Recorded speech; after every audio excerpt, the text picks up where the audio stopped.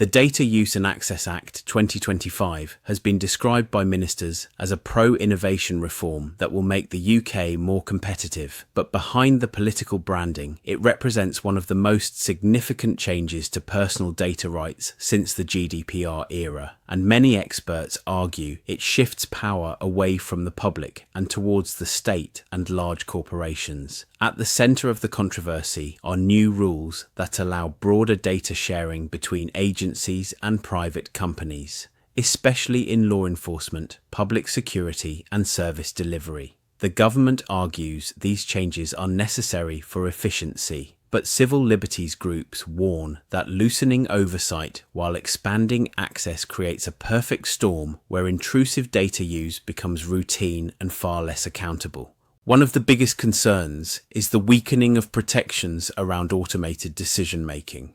Under previous rules, people had stronger rights to challenge algorithmic decisions that affected their lives.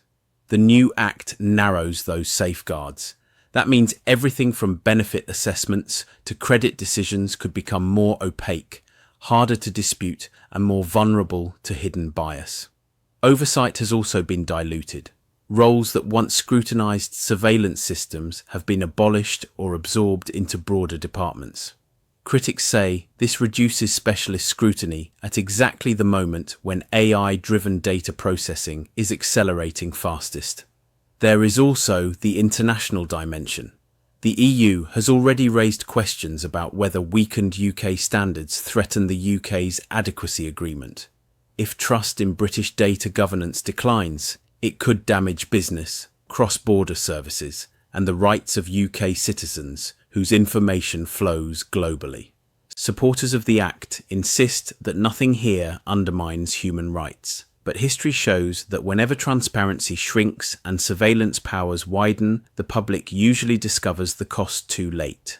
This is Sheppard Lens Media, independent, unfiltered, human.